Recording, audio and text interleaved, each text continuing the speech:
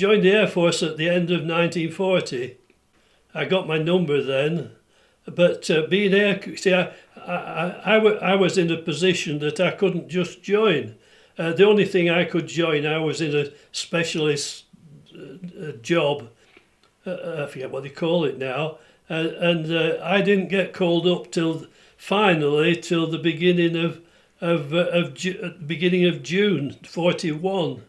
I was at the first intake at the Aircrew Receiving Centre, and I joined up at Lord's Cricket Ground, and we were in a lot of houses at Regent's Park, and they fed us at the zoo, and that's where I began my full-time RAF business. I was in an occupation where I didn't have to go in the services even. It only came because of an ambition really to go flying. So was it the flying which attracted you?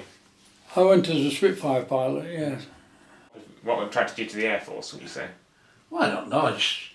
All the young ones of those days were going in the RAF. Mm-hmm. They put me in the RAF. I was going to join the army when we went to Coventry to join up.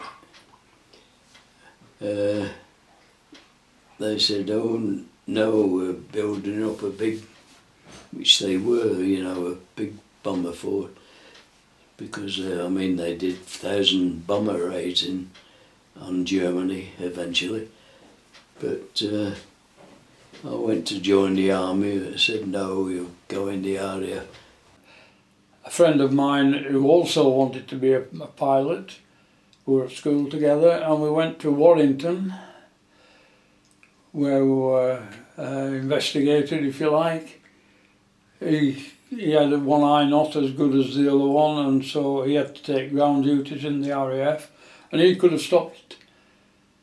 He couldn't have stopped in his occupation here, but it made him acceptable to the RAF. He had good background. I went in same time, and I was given the usual once over, and I was in. What kind of medical tests did they give you? Mainly medical health.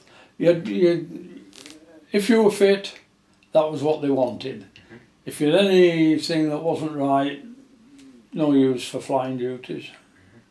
When I was flying, I was in a Bristol Blenheim. We got some Blenheims, and they were really too fast for us. But I was in one, and we were flying over the West Midlands, and suddenly the nose dropped of this Blenheim, and it began really motoring, and suddenly a house shot past at enormous speed, and then the pilot pulled the nose up and pulled several Gs, and when he'd straightened it out, I went and said to him, "What was all that about?" He said, "That will teach him." And it's only when we landed I found out that was the house of Baldwin, and it was rather funny. In the orders that came through every day, there was a note that this had been happening too often, and it had to stop immediately, as the old man was getting very upset at his house being buzzed by aircraft. All these people weren't very happy that he'd run the RAF down and the whole lockdown. That was quite an experience. What was the routine what was your everyday routine at an airfield? When you got up in the morning, you had breakfast, then you went down to your flight. You worked there. All depends what was going on, whether you go on operations or just training flights, or then you knocked off for your tiffin, which is lunch. Then you went back again. And sometimes knocked off early. If there's nothing to do, knocked off early, but there's nothing to do. I want to go back to your tent, that was all. Nothing to do. So you weren't always working around the clock then? No. You couldn't do any night flying. Well, get up in the morning, go out to the flights, take the covers off and examine the engine, and he then get in the cockpit and run them up like to about 5,000 revs or something like that, and check them for mag drops. In those days they had magnetos on the engines, you know, and you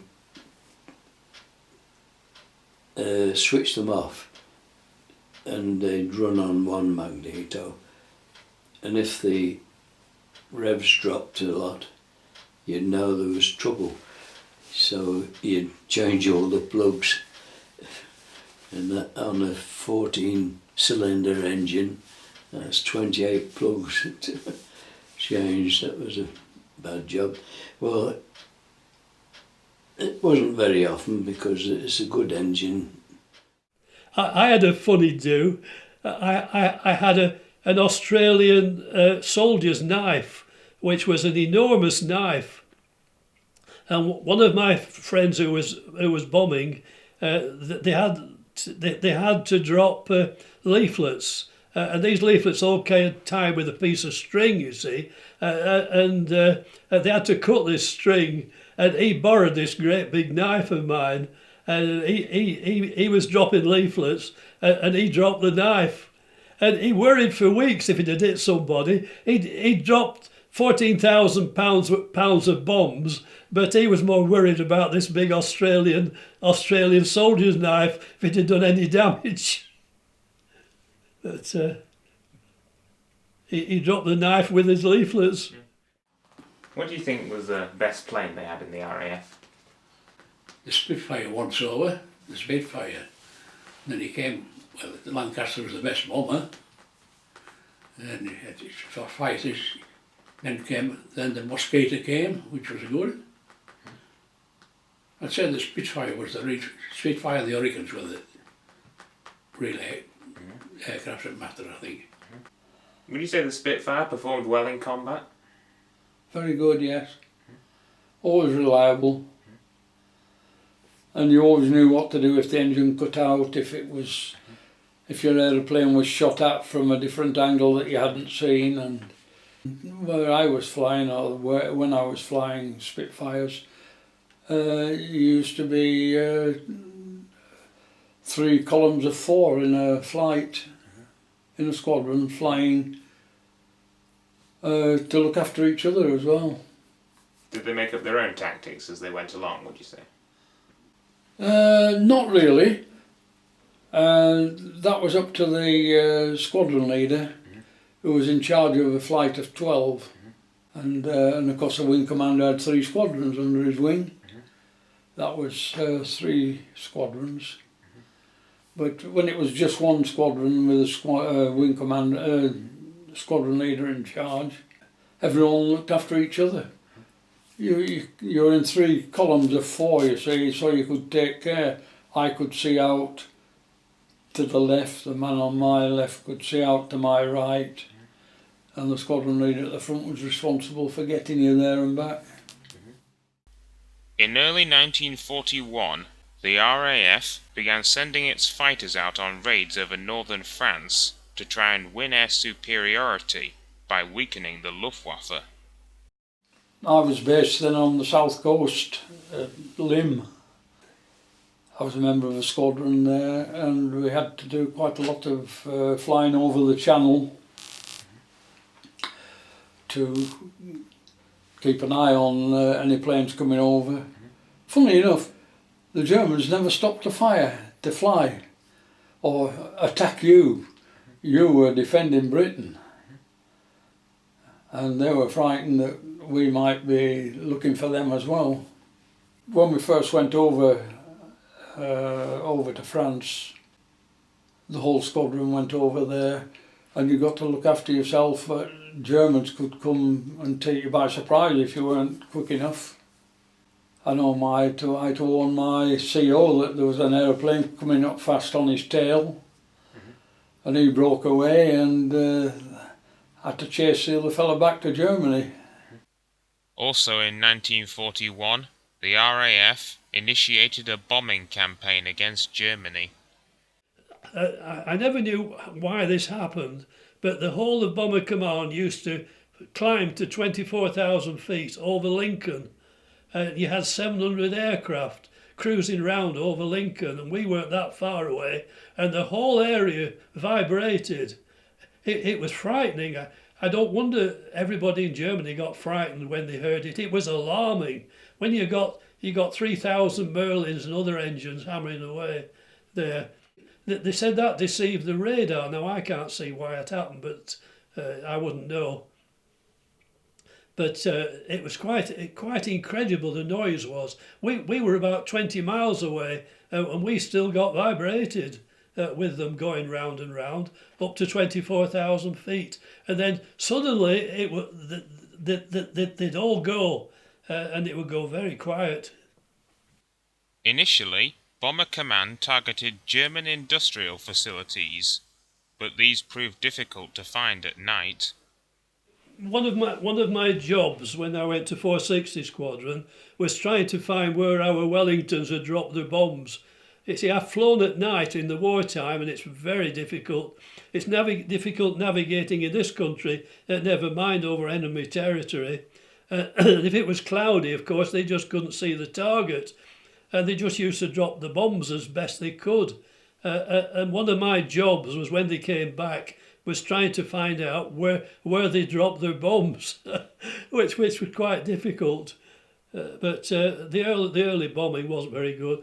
But the old saying about the Germans, they say, if you live in glass houses, you shouldn't throw stones, which they did.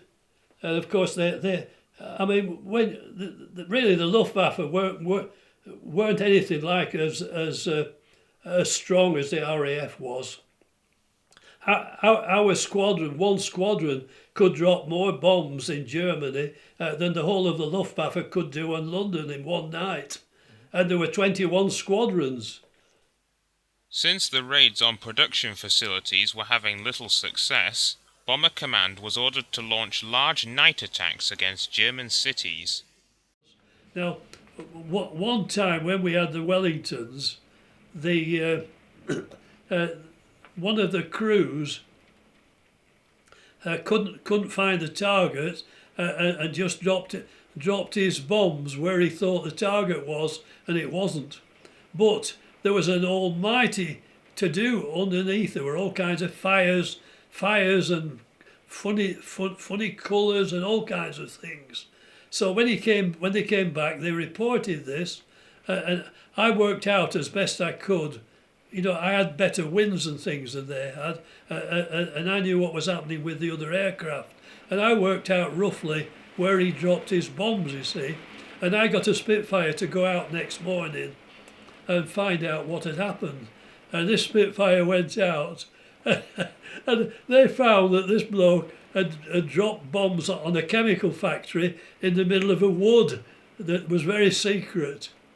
And it burnt for weeks, I believe. But it must have upset the Germans no end that we bombed this very secret place.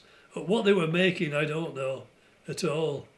But there were all kinds of coloured flames, I believe. But it was only chance. Most of the bombs never did any good in those early days. What I can't understand, I was talking to the navigation officer, and I said, look, we're just wasting our time.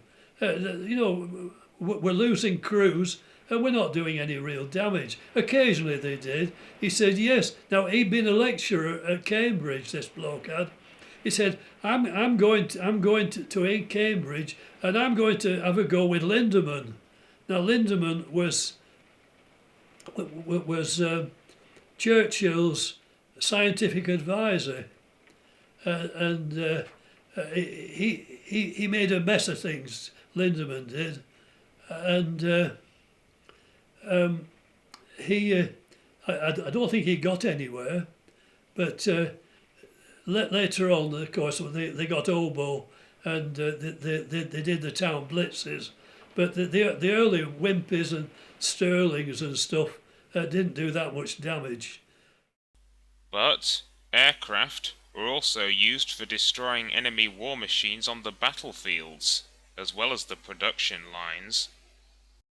In every campaign of the war, the victorious army always had control of the skies. Consequently, many RAF personnel and their aircraft were sent abroad to support the British Army. In June 1940, Mussolini, the dictator of fascist Italy, declared war on Britain in an attempt to exploit an opportunity to seize British colonies in Africa. In September, the Italian army in Libya launched an invasion of Egypt, but they were not prepared for war, and in December they were pushed back by a Commonwealth army. By February 1941, the Allied forces had seized control of eastern Libya. But Hitler ordered a German expeditionary force, the Afrika Korps, to be deployed to the area to hold back the invasion. The Germans soon counterattacked and pushed the Commonwealth forces back to the Egyptian border.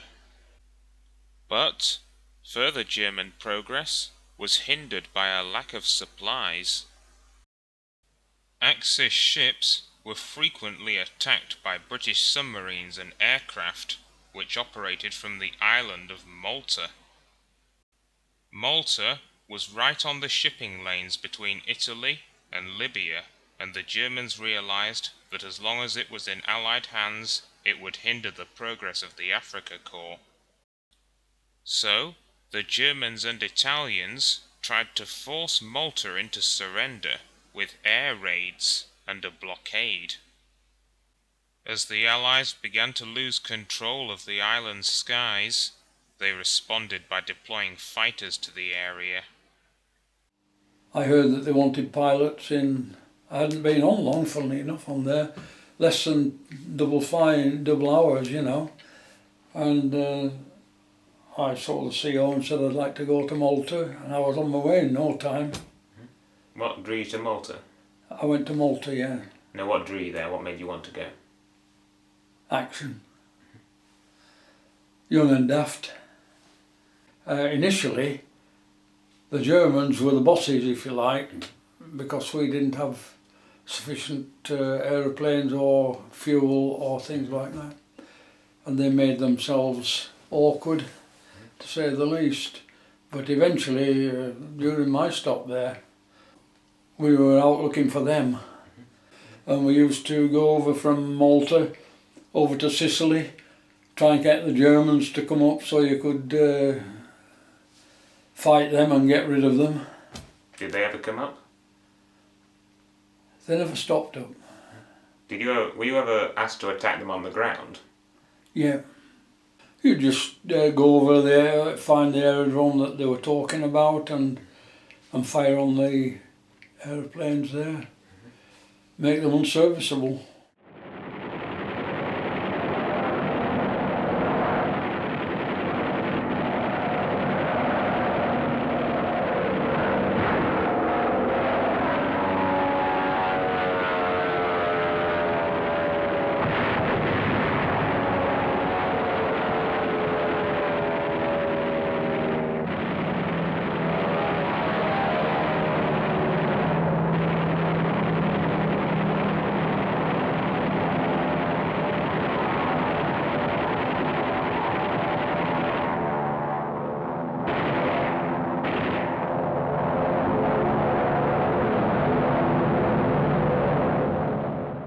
That would mainly be 2 aeroplanes, it wouldn't be a big flight.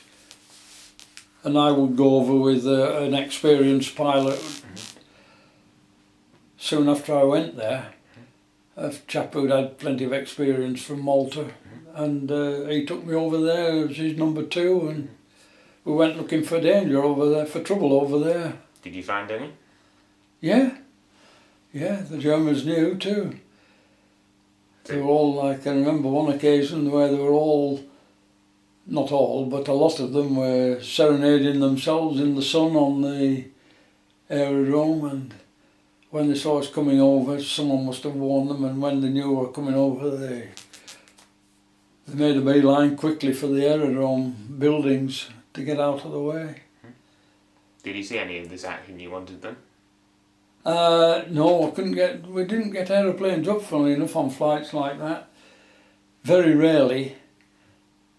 But I have been over to Sicily when aeroplanes have come up, but not on manoeuvres like I've just mentioned.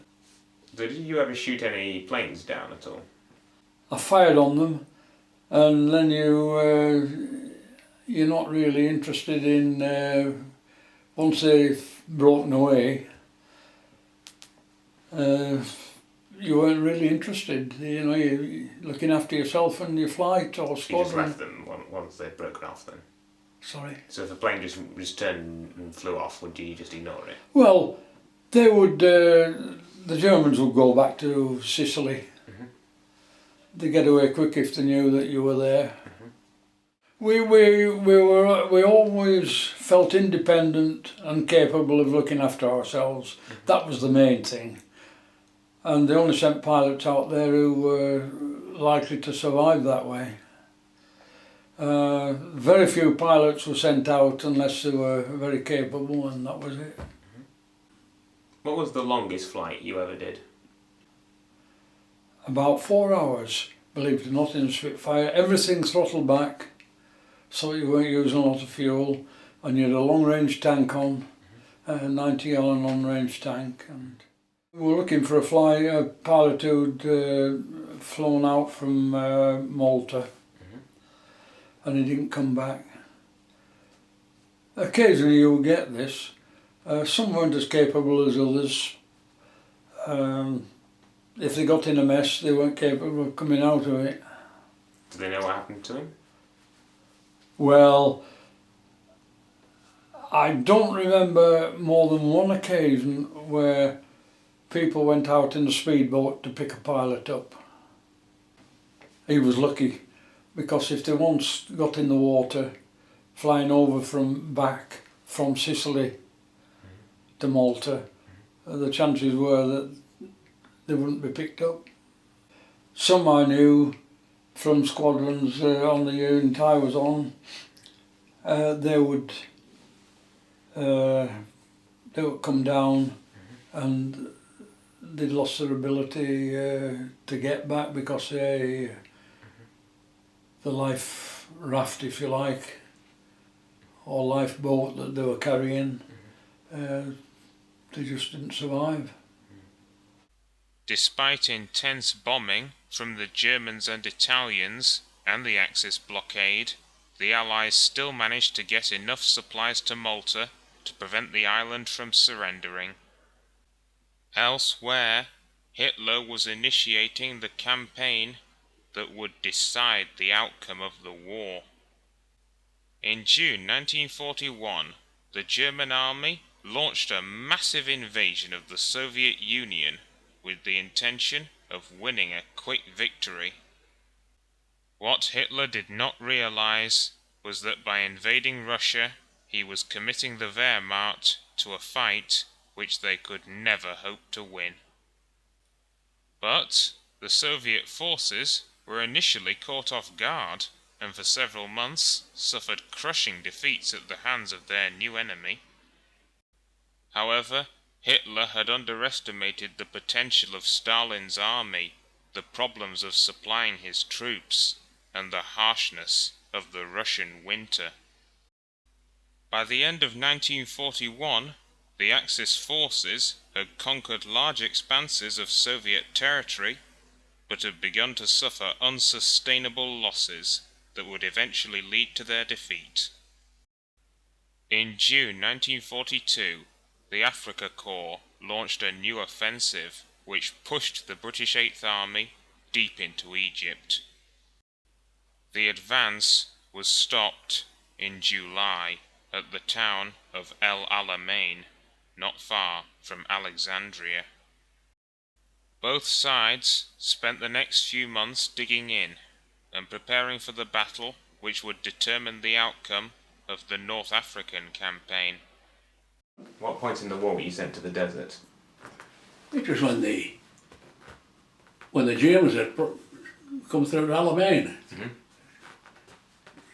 German was coming through the desert like wildfire then when we went. Then they stopped at Alamein, then retreated started from there. We were very near Alamein. We were a fighter squadron. Well, it wasn't a fighter squadron, it was a rocket fighting squadron. There was about 16 airplanes, something like that, on the squadron. Did you have to take medicine to avoid disease? Oh yeah, of course, to avoid malaria. Mepicin, little yellow tablets there were. And if you took a lot of them, your bloody eyes turned yellow. Did you ever think Germany might win? No. No. We were young and daft. No, never considered that we'd lose the war, but it was always a danger, of course. What kind of entertainment did you have at these aerodromes? Well, we in the desert, we had none. None. It's what we made ourselves. The lads got a piano, I don't know where they nicked it from, we got a piano. They formed a little band. One or two good musicians. Where they got the instruments from, don't ask. They got them. In late October 1942, the British Army launched its offensive against the Afrika Korps. During this battle, the Desert Air Force would conduct numerous attacks on the Germans and Italians. Yeah, there were periods where if we were sent out to attack an aerodrome that we knew Germans were on, we were always on the lookout for anything connected with fighting. You know, they had little vehicles which they went from their aerodromes towards our aerodrome towards Cairo, and then we got to be very aware of them and chase them back. I said, on this abroad 4 years, it's a really good squadron to be on. You settle down and you're all right. Good crowd of lads. And that was it. Enjoyed it. Well, I'd say you didn't enjoy it, but you got on with it. You've no option, have you? After almost 2 weeks of heavy fighting, the Allies had broken through the Axis lines and forced the Afrika Korps into a long retreat. Meanwhile, the Allied bomber forces had been intensifying their attacks on Germany, and over the next few years, large sections of numerous cities would be destroyed. We certainly bombed them up there. Of course, we bombed Dresden and Leipzig and Chemnitz later on. They were too far away to bomb earlier on. It's only when we beat the Luftwaffe down that we were able to get to Dresden and those places. But Dresden was very overhyped. It didn't get any more bombing than many of the other places, like Hamburg and Berlin and everywhere like that. But I was in the ops room when we bombed Dresden, and Peenemünde. When we bombed Peenemünde, where they were doing the V2s. But despite the immense devastation, the German war effort did not collapse, and industrial production increased until the end of 1944. However, the bombing campaign had forced the Nazis to commit around 1 million troops and tens of thousands of flak guns to anti-aircraft defense instead of front-line service. In total, over 80,000 personnel from the Allied air forces had died during this aerial offensive, whilst hundreds of thousands of civilians had been killed across Europe. You see, they always blamed us for all kinds of things, Bomber Command, and it was all quite wrong what was done. They go on about certain places were bombed and this and that, but they didn't talk about Coventry and London and all the stuff in Holland that was bombed and everywhere. And they didn't talk about, if you go to Norway today, they still won't, the shops won't won't serve Germans because they burnt Norway. They caused a lot of trouble there in Norway. And I had a Dutch friend, and he had to be hidden so he couldn't be gone under forced labour into Germany, and he just wouldn't have anything to do with them. He's dead now, but Jan was still against the Germans. By February 1943, the British 8th Army had won control of Libya. Much of this progress was due to the successful utilization of large quantities of American military equipment which had been shipped to North Africa from the US. But the German Navy had been doing its utmost to make sure that these supplies would never reach their destination.